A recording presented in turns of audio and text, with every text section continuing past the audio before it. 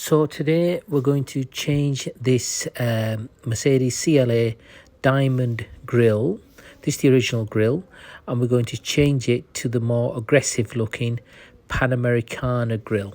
Okay, so that's the plan today. The very first thing to do is to remove the earth from the battery, okay, just to be on the safe side, so you don't set off inadvertently any airbags or anything like that at all. So remove that first. That's the first thing to do. Remove it. What I like to do is remove it and then put a rag just over the terminal so we don't inadvertently put it back on. So the first thing we need to do is remove 7 T20 bolts, screw head, whatever you want to call them, from the top. We need to remove these first, and there are 7 of them T20.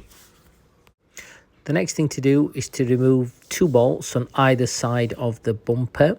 These are 8mm and they're at the top near the headlight. Okay, so we need to remove both these 8mm. Next we need to remove 3 clips on the wheel arch lining. So turn the wheel to the inside, okay, and remove the 3 clips so we can expose the 2 bolts that are holding the bumper in place under the wheel arch lining. Once the clips are out, remove or peel back the wheel arch lining, and you should be able to expose 2 bolts just at the top. They're parallel to each other. These are 10mm, and you can go ahead and remove these so you can then release the bumper. Obviously, you need to do the exact same thing to the passenger side. So turn the wheel in to the left and then peel back the wheel arch lining. And again, you'll see the 2 bolts at the top, 10mm. Go ahead and remove those. To remove the corner trims underneath the bumper, obviously you've got to remove these 3 bolts. 1, 2, and 3. Also, you've got to remove those bolts are 10mm, okay, and then just to make life difficult, Mercedes have decided to make these 8mm. So you've got 2 to remove there. You've got 1 there, okay, and 1 just further down here, there, okay. So you'll need to do that on both sides, and then what you'll do is this whole trim will come away. Next, you have to remove, there are 1, 2, and 3 8mm bolts, okay. So you have to remove those from underneath, okay, to release the bumper, okay. And then you also have to remove 1, 2, and 3 T20 Torx bolts as well from the back of the trim of the underneath the bumper.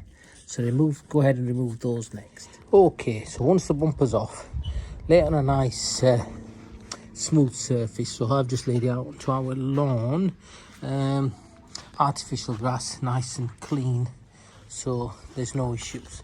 And then we'll go ahead and start removing the internal gubbings of the old grille. So first thing you got to do is remove the internal parking sensor inside of the grille. There's one here, there's one here. To remove them, you just open these clips, one here, one at the bottom, and just pull it out. I've already loosened it with the screwdriver, so I'll show you how easily it comes out. Simple as that. I'll do the same around the other side.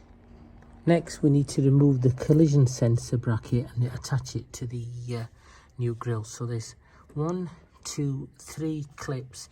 Just get a screwdriver behind them, prise them open. Be careful not to break the tabs. I've already done that, so then it just removes like so and stays attached to the bumper while you remove the old grille. Once you removed all the bottom tabs, so you just basically clicking them down and then pulling slightly at the bottom of the grille. You do that all the way around at the top as well, as you can see there, look, at the top, all the way around, okay. Just work it gradually and then it should just come out, and it should look like that when it's out. Okay, so once finished, it should look like this. Basically, to get it to this level, you just reverse everything you've done. So when you're taking the old grill out, just clip in the new grill, then clip in the parking sensors, then clip in the collision sensor bracket. Okay, and then go ahead and reverse fitting the bumper straight back onto the car. Tighten everything up, and it should end up looking like this.